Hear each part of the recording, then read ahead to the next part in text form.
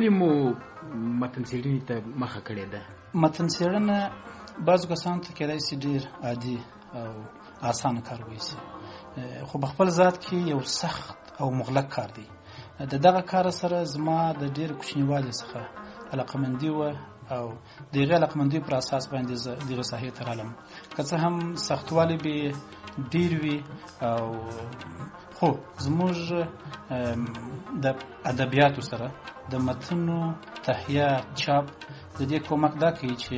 یو خو موږ ته د پخوانیو شاعرانو، لیکوالو او پوهانو اثار رسوي، بل زموږ د ژبې هغه په اصطلاح لهجوي او سیمه ییز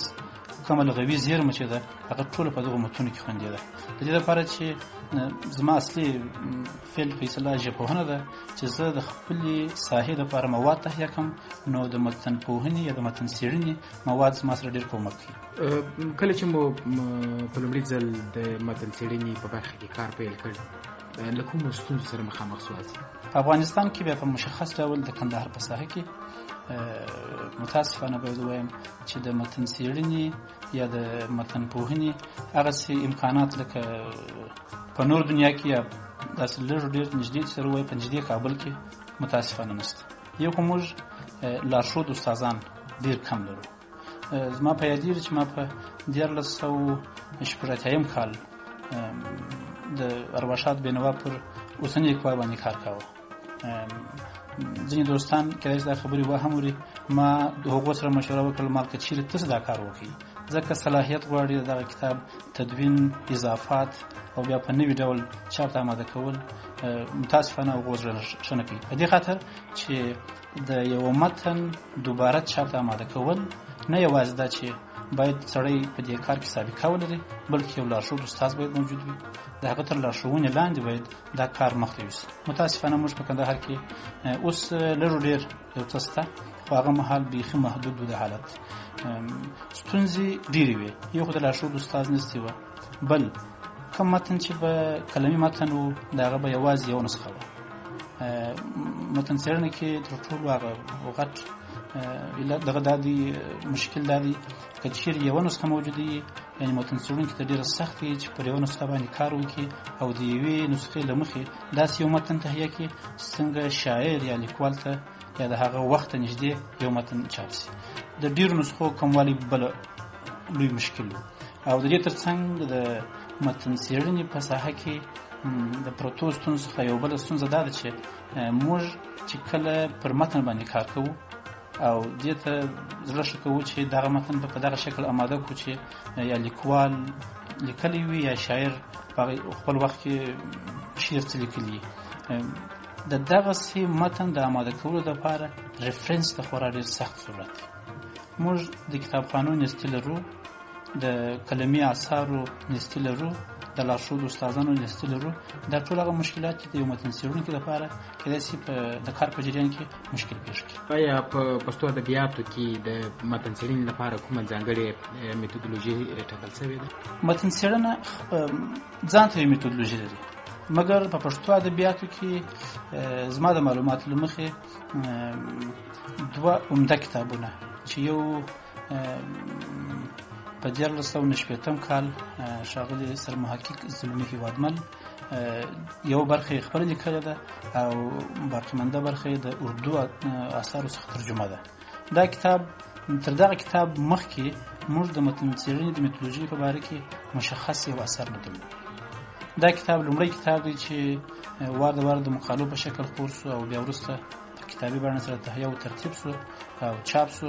هغو کسانو چې د متن څېړنې په ساحه کې کار کاوه د هغو لپاره نهایت مفید کتاب دی او په دغه نږدې وختو کې دوهم چاپ یې شوی دی، پر دوهم چاپ یې خورا ډېر اضافات شوي دي او غنیمت اثر دی.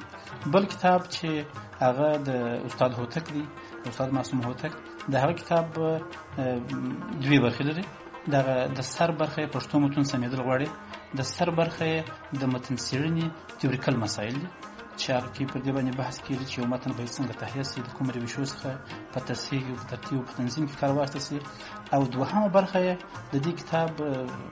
په افغانستان کې د داود خان تر وخت پورې چې کوم متون تهیه شوي دي د دغو متونو په اصطلاح کره کتنه ده چې هغو کې افراطي ستونزې دي پر هغو باندې غږېدلی دي هر متن یې معرفي کړی دي دغه دوه اثار د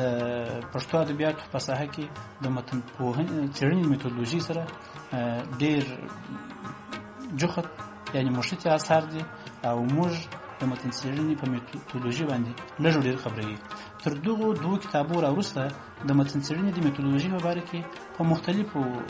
مجلو اخبارو جریدو کې ځینې مقالې خپرې شوي دي خو متاسفانه مشخص اثار موجود نه دي یعنی اوس هم په پښتو ادبیاتو کې د متن څېړنې میتودولوژي په باره کې خورا ډېر کار ته ضرورت دی چې باید اثار ورته ولیکل شي هغه که زموږ مشران فرهنګیان دا کار کوي او که ځوانان دې سره ښه کوي نو هغه باید ترجمې یې ولري پښتو زاړه متنونه د متن څېړنې د اصول له مخې کومې ستونزې لري ډېره مهمه پوښتنه دا ده زموږ د اثارو سره په مجموع کې د پښتو د اثارو سره چې خپاره شوي دي د ټولو سره بیا په مشخص ډول د زړو متونو سره اکثره وخت سلیقوي برخورد شوی دی متاسفانه یو بد دود یې وبولو یا یو بده پیښه یې وبولو هغه دا ده چې هر زوړ متن که یو متن څېړونکی تهیه کوي هغه د خپلې لهجې د خپلې سلیقې یا د خپلې خوښې مطابق تهیه کوي چې دغه کار په متن څېړنه کې هیڅ د منلو وړ نه دی متن څېړونکی که یو متن را اخلي هغه که 100 کاله مخکې لیکل شوي یا 200 کاله مخکې یا 300 کاله مخکې هلته کوشش باید دا وشي چې د هغه مهال شرایط د هغه وخت لیکدود د هغه مهال ژبه د ویلو ژبه د لیکلو ژبه په دې ټولو باندې عالم او پوهی او امانتداري تر ټولو مهم اصل دی په متن څېړنه کې یعنی هر لیکوال فرض مثال که د کندهار په منطقه کې 200 کاله پخوا یو شاعر یو څه لیکلي یا یو لیکوال یو نثري کتاب پرېښي او نن سبا یو پېښور کې یو متن څېړونکی تهیه کوي او چاپوي نو دغه متن څېړونکي ته دا پکار دي چې د 200 کاله مخکې د کندهار د منطقې یا د دغه شاوخوا د پښتو ژبې په هغه لهجو باندې په لیکدود باندې هغه فونولوژیکي او مورفولوژیکي تغیراتو باندې باید آګاهي او سلیقوي برخورد یا د خپلې خوښې برخورد په هیڅ وجه باید یو متن کې داخل نشي زموږ اوسني متون تر انقلاب مخکې یعنی د 1950 کال تر انقلاب مخکې یا تر هغه هم یو 10 کاله وروسته تر 1960 کاله پورې د افغانستان د علومو اکاډمۍ خورا غنیمت مشران او پوهان درلودل او هلته چې کوم کارونه کېدل تقریبا دغه اصولو ته لږ ډېر پابند خو تر 1900 کال وروسته چې بیا تقریبا په افغانستان کې د علومو اکاډمۍ تر نشراتو باوجود نور آزاد ټولنو خپرونې شروع کړلې په دغه وختو کې بیا د متن څېړنې هغه مهم او اساسي اصول چې کوم وو ته ډېره توجه نه ده شوې متاسفانه دغه نه توجه د دې سبب شوې ده چې زموږ د پخوانیو شاعرانو او لیکوالانو په اثارو کې شخصي یا په خپله خوښه لاسوهنې شوي دي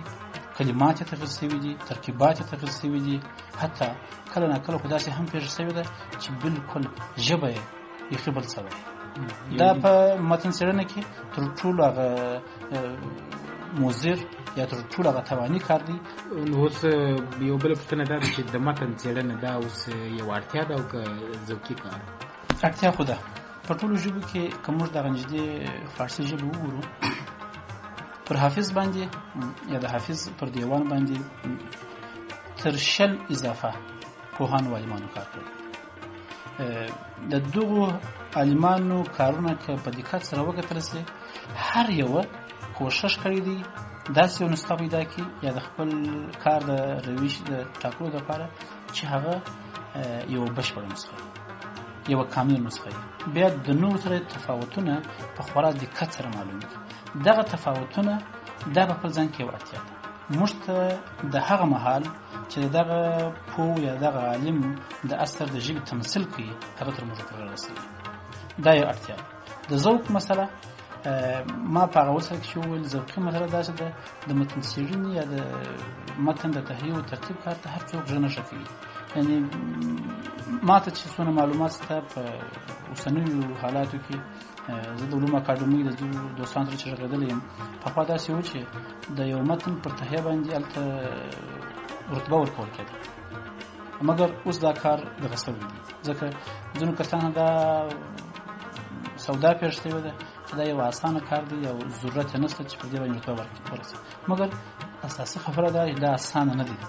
یو ستونزمن کار دی، خو دغه ستونزمن کار ته هر څوک زړه نه ښه کوي. بعضې کسان داسې پیدا کېږي چې هغه په اصطلاح خپل علاقه ورسره ولري، خپل شوق او ذوق ولري، نو دغه کارونه دغه ستونزمنو کارونو ته اوږه ورکوي او دغه کارونه د ده د ذوق او د شوق پر اساس موږ ته د پخوانیو لغوي زیرمو، د لهجوي توپیرونو، د پخوانیو ارکایکو لغتونو د هغو څخه زموږ خبرېدل د دغه ذوق او شوق په بنا باندې تر موږ پورې رسېدای شي.